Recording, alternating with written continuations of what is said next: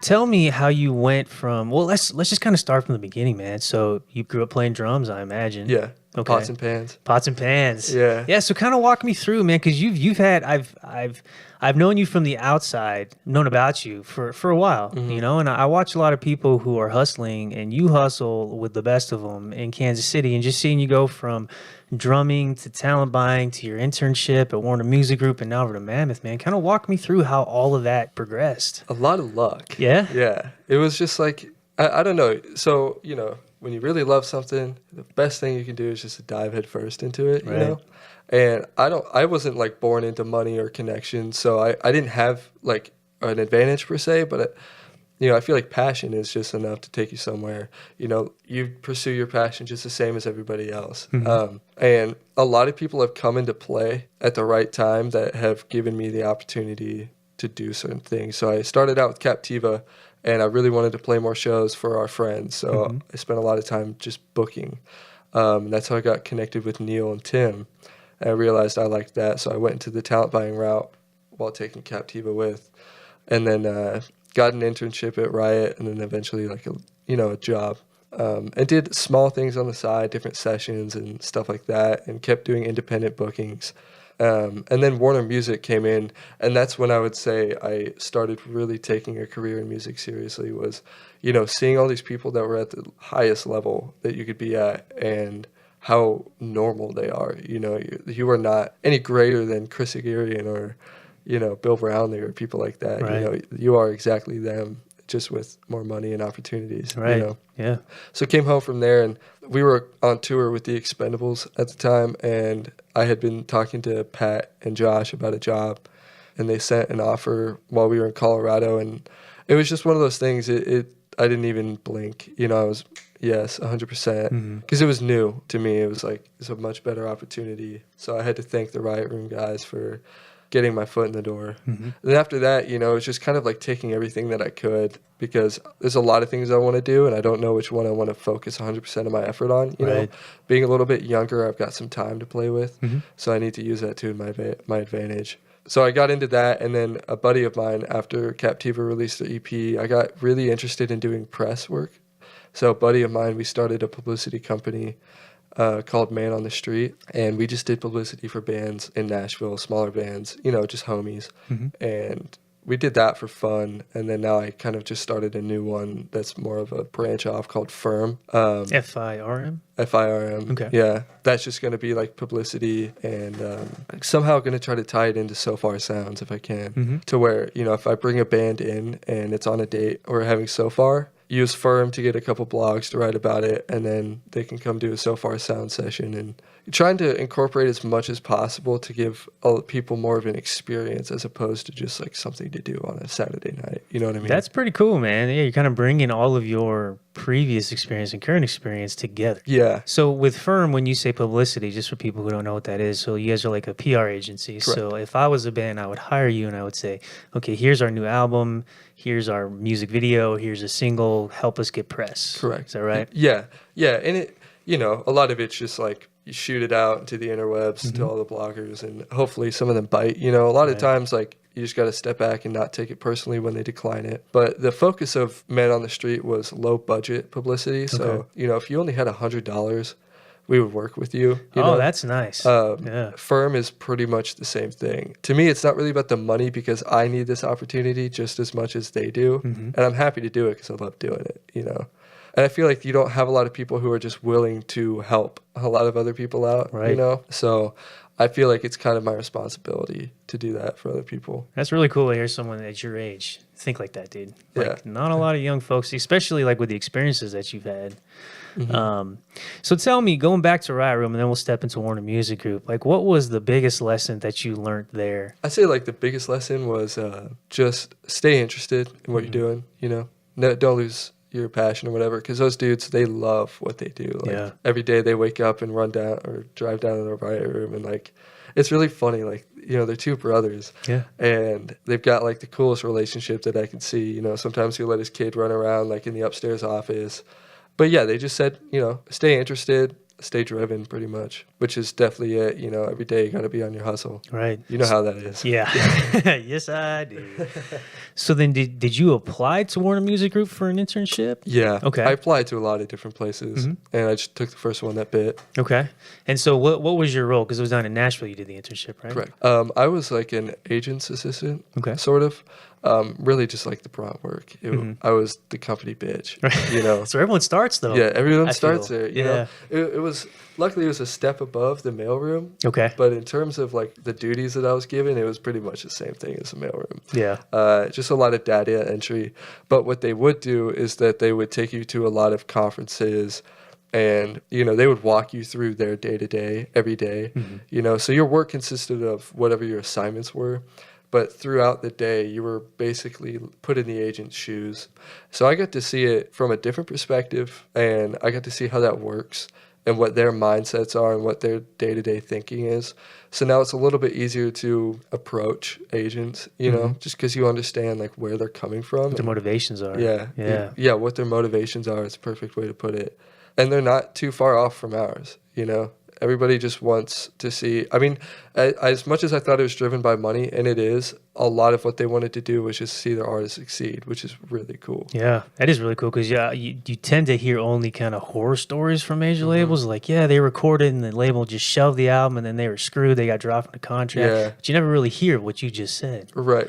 And that happens a lot. It's just like that just doesn't get noticed. You know, nobody likes to praise the good things. Right. It's easier to sell the bad things. You know? That's what publicity's for. Yeah. Bring it all together. I like it. So what was the biggest thing you learned from that internship or that you gained from it? Pretty much the same thing about Riot Room was just as long as you love doing it, keep doing it. Yeah. I kind of realized it wasn't my avenue specifically, being an agent or anything. There's a lot of work that goes behind it, but it would be a lot of fun. But I think until you get to sit in that seat, it all looks like fun and games. And grass is always greener. Yeah, it's always greener. And then you get there and you're like, that's terrible. I don't want anything to do with that. Now, when you say agent, you talking like A&R? So the guy who goes out and finds artists to pitch to the label? The actual booking agent. Oh, yeah. Okay. So Warner has conglomerate agencies that, like, I worked for the Christian and Contemporary division. Okay. So they had like a Christian label thing called Century or something. I forget what it's called. And then they had like a booking agency that was kind of hand in hand with that, and they worked together. And we were called. They had one called 25 and another one called Brave World Artist Agency, and they were both run by the same people, same agent. So I interned for both of those, you know. So basically you would just have two different email addresses. You know, that's all that meant, really. Explain to me, since you've spent a little bit of time then in the Christian scene. I saw a lot of bands like in the early 2000s label themselves or come up like kind of in the Christian scene, and then once they got that notoriety and they had that fan backing, they were like, well, we're not really a Christian band, we're just kind of Christians in a band, and not all of us are Christians. So I feel like the stories that at least came out that I was following, a lot of the bands just use that avenue to gain success. I doubt that that's everybody, but is that a true? There's a lot of truth to that. Yeah. In fact, it's so weird.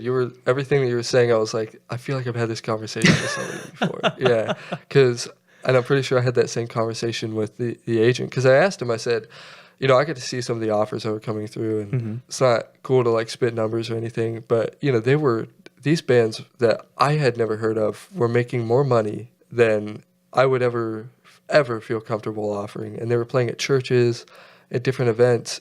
It was ridiculous, the amount. And their labels, you know, people buy that kind of music because that demographic is more interactive. They engage more. So yeah, I mean, a lot of the bands, it was a smart move. I know a few bands that have done that before, and there's rock bands today, like, you know, more alternative rock that are, just as you said, we're Christians in a band, you know, kind of thing. Right. But yeah, and especially in the early 2000s, like that was when that was really big, because U2 had like established that standard, and they weren't following in those footsteps, but it had put Christian music in its own market at that point. It had a very real market, you know, that it was exciting. It wasn't new, but it was revived almost, you know. So there was a lot of money to be made. Yeah. A lot of bands did make a lot of money off of that. Yeah. Interesting. Yeah, because that demographic, and I'm always reading like the country demographic because they're a little bit older. Like that hasn't gone the way of pop music or indie rock music, like that's still flourishing. It was interesting seeing, like you mentioned, T Swift earlier, Taylor Swift. Yeah. How she came up as a country artist and then she moved over into pop once she kind of got to that level. That I was just talking to Josh the other day about that and saying how much that's like what I gained respect for her was, and her team was like that transition that they were able to make. You don't see that, Not very often. Not like the smooth way that she did it. Oh yeah, it was like overnight. But nobody gave a fuck. It's like I love it. Dude.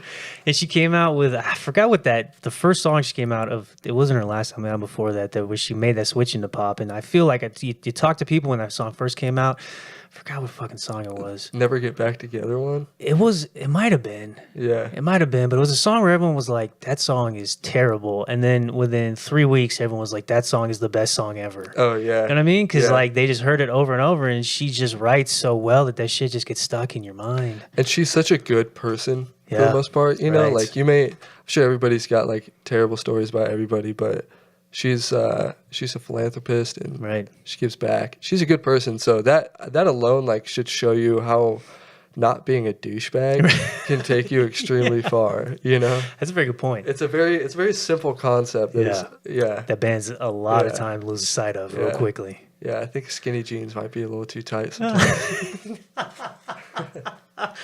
Oh man, if there wasn't a trend that I was so happy about really going away, it's the skinny jeans. Oh thing. Yeah, skinny jeans, man. Yeah, same here. I'd have to say that, like skinny jeans and the chains and the some people can make it look really cool, but then you have like the kids, like us, like we were never able to pull that shit off because we're all like white kids from Leawood, we can't be wearing skinny jeans and looking cool. It really blew my mind when I started seeing like skaters wear skinny jeans, because I grew up like playing guitar and skateboarding. And then I was like, there's no way, because I have like a little piece of my heart that always, respects the skaters. And I saw them starting to wear skinny jeans. Like, what the fuck, guys? You guys are fucking blowing our name, dude. I feel that. Yeah, I used to skate too, and I would just wear like cargo shorts and some, tennis shoes. And, yeah. Right. It was never about fashion. It was just about like, what's the most comfortable. Yeah. It was about trying to look like Tony Hawk. Right. Yeah. Yeah. I totally remember that. What was that one dude, Rodney Mullen? Rodney Mullen? Yeah, that was my man. Dude, I love Rodney Mullen. Eric Costin? I think he skated for Girl, and that dude was like Switch. He skated Switch just so well. Yeah, dude. Jamie Thomas on Zero just doing huge stairs. Who else? Do you ever Dylan Lyon? He's like he's actually local. Is he? He's not like a famous skater, but I've been watching that dude's videos and he's insane. Like, you know how when you watch somebody like play an instrument and they're really smooth with it? It's the same thing. It's like watching him. He's just very comfortable on his board, and like seeing people who are really good and comfortable at what they do. Yeah. It's cool. They make it look super easy. They make it look easy, exactly. Yeah. It's really cool. I don't know if you watch Vice at all. Yeah, Yeah, they got King of the Road. I never knew about King of the Road before. It's like a Thrasher magazine where they have like different skate companies. So I think on the last episode the last season they played, it was like Girl, Chocolate, and Birdhouse. And they all go out for like 3 weeks, I think, and they hit different states, just mainly on the West Coast. And they have to complete all these challenges. And so it's kind of like a skate treasure hunt. And they get a bunch of points. And then at the end, if you win King of the Road, it's like a real prestigious thing. That's awesome. And it was sweet because they have all the younger skaters on now, but they have introduced these like guest skaters. And they were like all the guys from back in the day that I remember, like still doing it. Yeah. It was super dope watching have it. like skate crews and stuff. Yeah, dude. The best. It's just crazy now too, seeing the tricks these guys are pulling off. I was like, holy shit, I didn't know anyone could do that. It just like takes one guy trying it. Yeah. And not falling on his ass. Yeah, and then everybody goes, oh, I could do that. Yeah.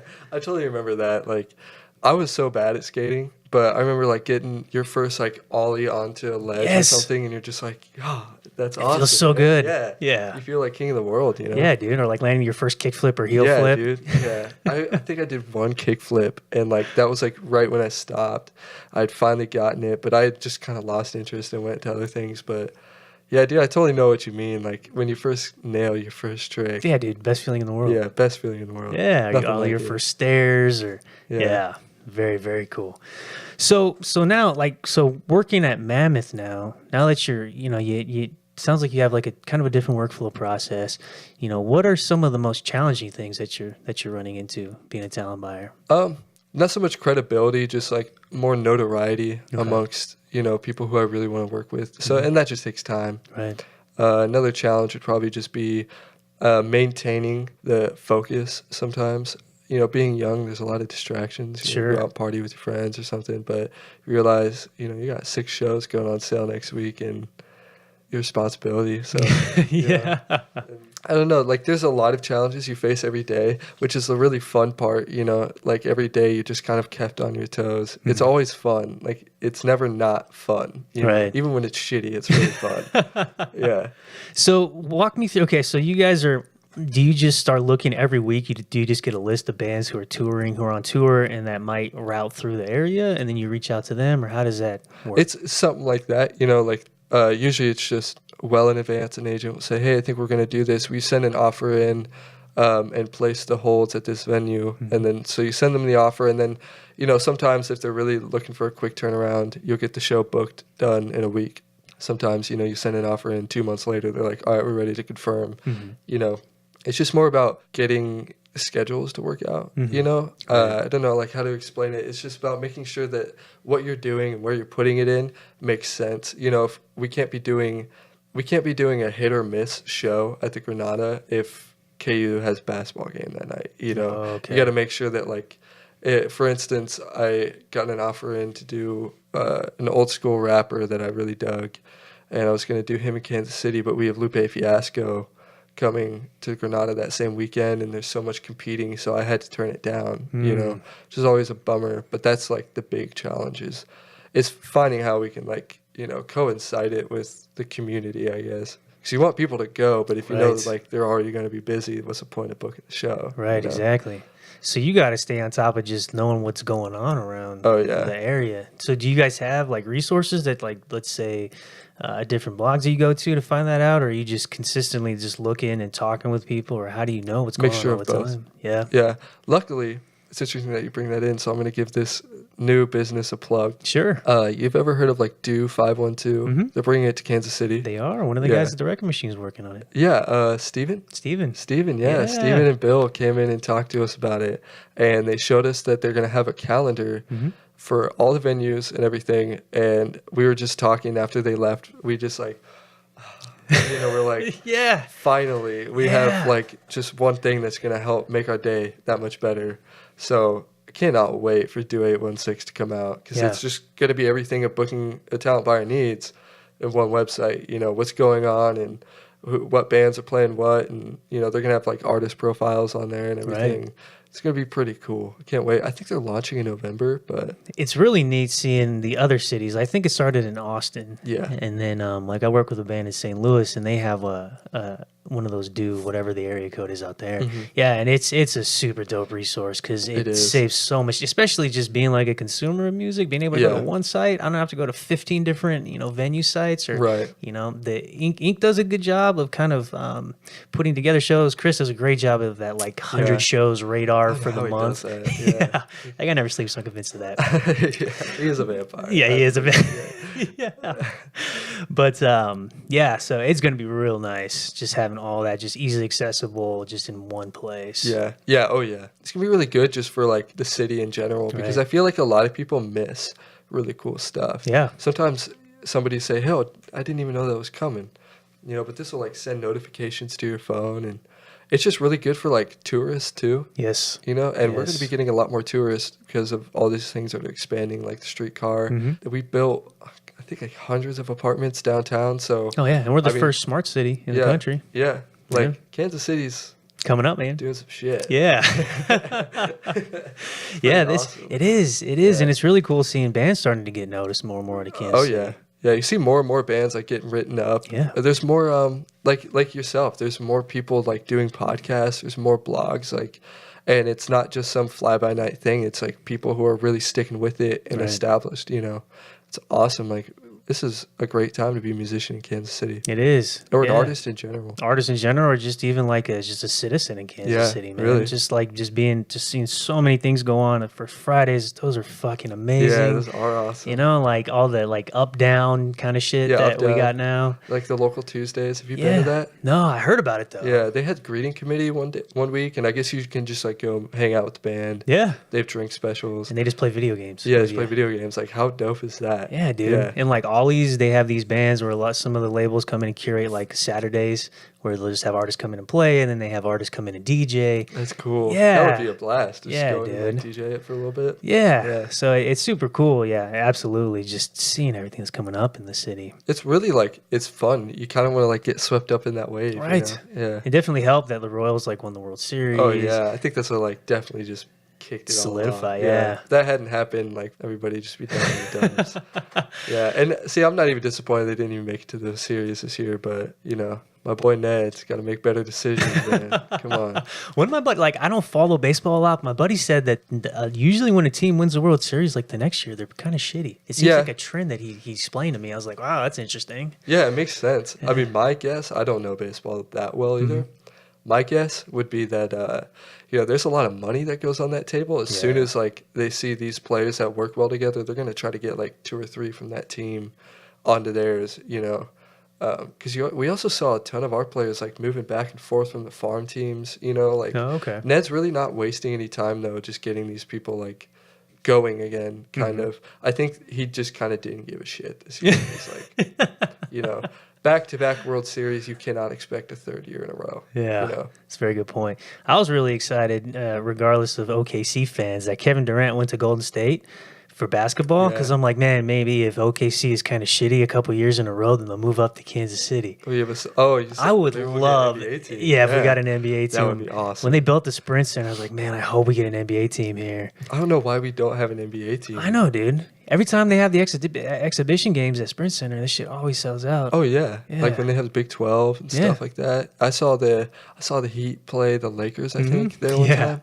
Yeah, and that was awesome. It's so much fun. So much fun. Dude, basketball games are so dope. They're so big, and they make that court look so small. You know how when you're in person, you're like, that is tiny.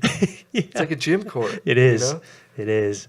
So tell me a little bit about PR. Because that shit, like you mentioned a little bit earlier, you know, you got to be okay with people not biting. So that definitely we've seen as a challenge. I've experienced as a challenge working with artists and hiring a PR agent. And then at the same time, like when they do bite, a majority of the time of what I see, they copy and paste the press release. It's like, did you guys even listen to this track? Yeah. If you get them to write 1 or 2 sentences, like it's exciting. That's the thing and that's like, it's kind of the weird thing why I haven't focused 100% effort on it yet is because I need to find my spark there.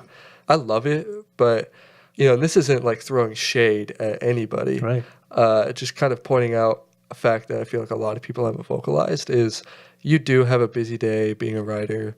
You know, you can't listen to every song that comes through, but you know, I do think it is your responsibility to show that you give a fuck about what you're writing about, you know? And so instead, because I see that happens all the time. They just copy paste the press release and they talk about aspects of the first 30 seconds of the song. And you're like, it's so obvious you didn't even listen to the whole song. Yeah.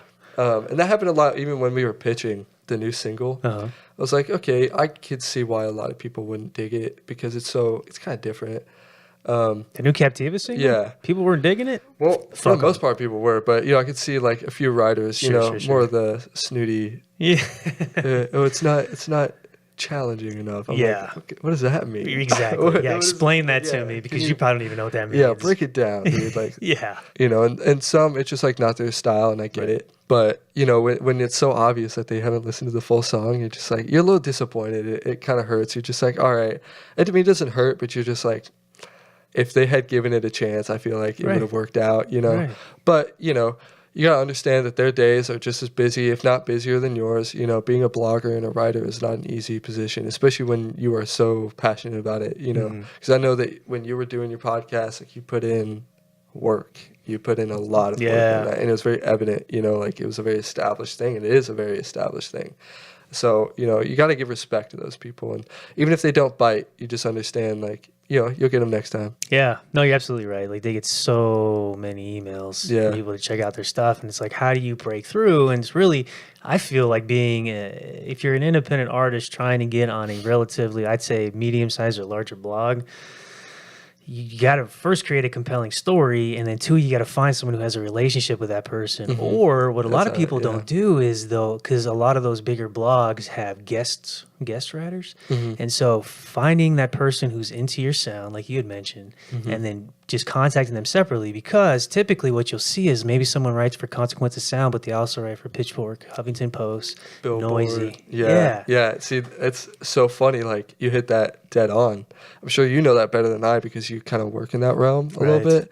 One of the writers, her name's Lindsay. She used to go to KU. She wrote for the Kansan and interviewed Captiva like when they were freshmen, coming in, and it was just we didn't have anything to promote, but they just kind of interviewed them. Right. Apparently, she now writes for Billboard and shit. Consequence of Sound at Pitchfork. Nice. And hasn't really like hooked us up yet or anything, but she's definitely like a solid contact to have, and she's a cool person.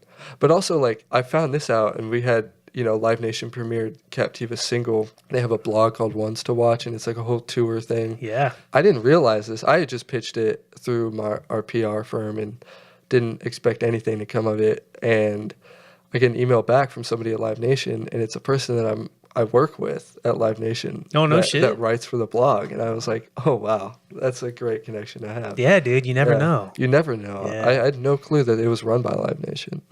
Yeah, I just thought it was some random ass blog. Yeah, dude. No, Ones to Watch is a solid blog. Yeah. Record Machine just put out a single for a new band that we just signed, and we got it on Ones to Watch too. Oh, no shit. Super dope. What's blog. the band called? Valley Hush. They're from Detroit. Dope. What Yeah. kind of music is it? It's like probably the best way that I would explain it. The guys at the label probably slap me if they hear this, but I would say it's like a good mix between Fantagram and there's this band called Pillow Fight, which is Dan the Automator, the guy from he produced a lot of Gorilla stuff. Oh, yeah? So it's like really like electronic-y pop music, but it's kind of artistic-y at the same time. Yeah, I love that Gorilla stuff. Like, Yeah. Yeah, and Fanagram, their new single, You Don't Get Me High Anymore. Yeah. I love that It's song. a solid track. Yeah. It's a solid track. It's a banger. Yeah, dude. Yeah.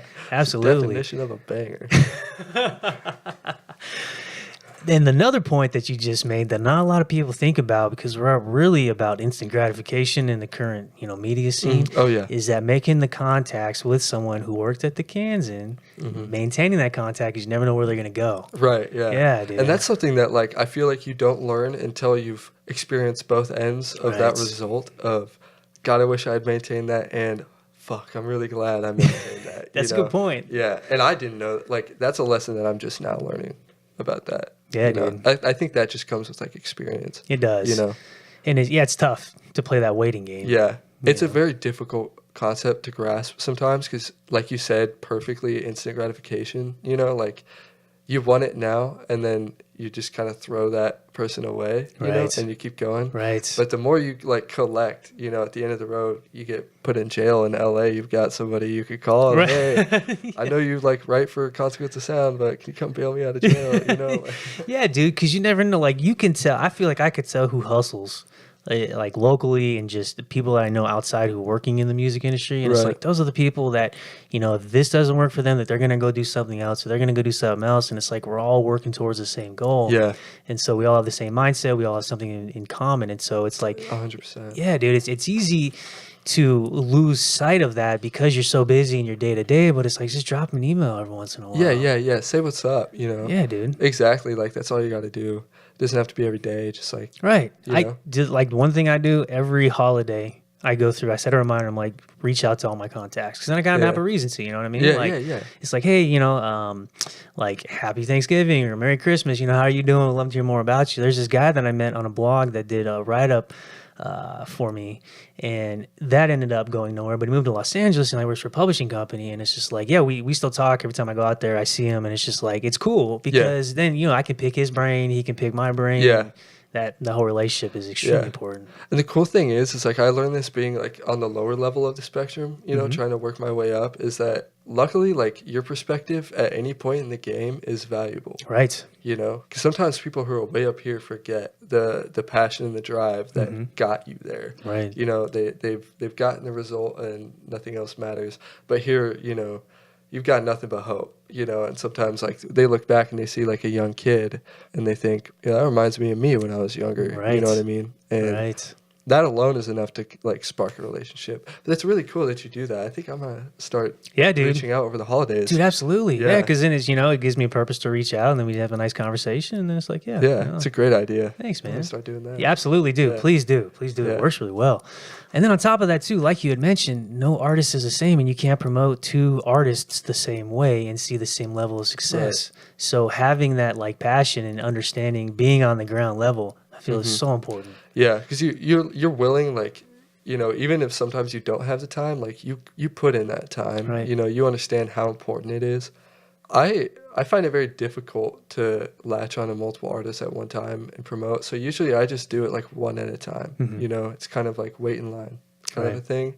Just because I know that I don't have the resources or the time or really the patience to do it yet. So, you know, sometimes I have buddies who go to Belmont from my class in high school, and, you know, sometimes I'll just reach out to them and be like, hey, if I throw you a couple dollars or buy you dinner next time you're in town, can you do some work for me? And they're always stoked because it's a resume builder, right? You know, so if you can like use your resources in like a positive way, you know, you can get it done. You can knock everything out. I just wish there was like more hours in the day. I know, dude. Yeah. But then on the flip side, you got to be careful too, like not to work yourself like to death. Oh yeah. That's when you like lose sight. Right. You know? And it's so easy to do because it's like now with cell phones and people expecting you to respond to emails like it's a text message. It's just like your fucking phone is ding, ding, ding all times of the day. I hate that actually. Like people who text me, like I'm always apologizing because it'll be like 8 hours later. I'm like, hey, sorry. Right. You know, I got to do one thing at a time. I don't like being scatterbrained, you know? And I know that once I do that, like everything's just going to crumble. Exactly. You know? Yes. You got to focus on some key things. Like what I do at work, man, I put my phone on airplane mode. Oh, like if it's urgent, email me or call my work phone. Don't text me. Yeah. Because otherwise I'll get a ding and it's like I'll be, you know, entrenched in something and then that'll fucking pull my attention away and then I'll be like, shit, what was I doing? And Yeah. I think the worst part about owning a Mac is you can hook your messages up. So they're always just coming through. So I'm answering emails, answering a text message. It's like, fuck, I get nothing done today. Yeah. Do have those days. Just get nothing done. Yeah, I definitely have a few of those days. You're just kind of sitting there and it's a slow day, you know. It's okay just to unwind every now and again. Yeah, it is. It is. Or to take a day off. Like, everyone deserves that. Yeah. There's this one thing I was going to try in Kansas City. My buddy told me about it, where you go and you essentially, what is it called? They put you in a pod and it's filled with a ton of Epsom salt and it's supposed to be like meditation, but you just lay there. And you're like floating. And they just, it's for like an hour and 50 minutes or some shit, some weird time. And you're just floating there and they turn off the music, pitch black. It's like your zero gravity. Yeah, dude. I've heard of that too. And I think they just put one in Lawrence. Oh, did they? On like right off Mass Street. Okay. I definitely want to hit that up. I've been thinking about that. Yeah. I almost did it last weekend, but I was like, I don't know. I'm still kind of iffy about this. Yeah. Oh, yeah. Could you imagine? It looks cool. It looks awesome, dude. Yeah. It looks really cool. I mean, could you imagine just going there, like, smoke a J before you go in? Yeah, dude. Just chilling. Zero gravity, just with your own thoughts. He even said that you can tell him, like, you want to play music at a low level the whole time. Oh, that's cool. Yeah. That'd be awesome. I'd be into that. Yeah. I think I'm going to start doing that, actually. Because I tried meditating, and that shit's hard as fuck. It is hard. Yeah, I tried doing that. I went to one of the temples that's, like, down at Southwest Boulevard. Oh, nice. Me and my dad went. They did, like, a meditation/yoga thing, and they, like, brought in these musicians to perform the music live. Oh, wow. And it was, like, it was really cool. Yeah. And it was just very difficult to stay focused, you know, because you've got this awesome music being played, and then, I don't know, like, it's hard to meditate around other people. You're right. You're right. Yeah. Only way I can do it, and I can't even, like, do it for more than, like, a minute or so, is I go into my closet in my bedroom, and I shut the door, I put earplugs in, and I put noise-canceling headphones on top of that, and then I'm just, like, sitting there. Yeah. And it's just, like, shit. And then, you know, they tell you, they're just like, okay, make them, whatever comes to your mind, make a list of it and push it aside and they try to get you to focus on your breathing, but it's like something's always going to make its way back in. Yeah, yeah. You know what I mean? Yeah, you're always thinking about something. Yeah. Like, it's difficult. It is difficult. But, you know, I feel like, especially these days, it's so important to be able just to clear your mind like that because we're so tied to everything electronically. Yeah. Oh, yeah. Because anything else, like even if you've got nothing like stressing you out, you know, you're always itching to check your phone. Right. You know, it's so difficult. Yeah, it is. Yeah. Yeah, from that perspective, and then from the marketing perspective, it's like, fuck, now we got to go to everything mobile. When you're marketing, like for like the label or even like for Mammoth, you know, your website has to be extremely, because I think I read it something like 80% of people now only view the web like on their mobile phone. Really? Yeah, some fucking ridiculous number. That's higher than I thought it would be. Yeah, and it's growing consistently. And so it's like now all of your ads have to be mobile friendly. And well, I got a couple buddies, like so beyond like the music industry, me and them mostly, I just kind of tag along and learn. They do like marketing and social media marketing and stuff like that, and they do a lot of research on like the internet and technology in general, and they're really interested, and I'm really interested in trying to get into virtual reality. Yes. Because there's a lot, you know, like doing VR concerts and things like that. There's just a lot of opportunity for stuff like that. And it's really interesting, like, how much of our world is based upon, like, one little device in your hand. You know, how many people are on Facebook at any given time is just ridiculous. Yeah. You know, you haven't, just being a person, a normal person with a Facebook account, you automatically have a platform to assume the interest of a lot of other people, you know, and the more that you grow that, the bigger you get, and you've almost created a third dimension, you know, in terms of like, you have this other person, you know, of you that will never die, you know, which is like really cool. It's obviously a little bit less never-ending story-ish than that, but you know what I'm saying? Like, yeah, absolutely, man.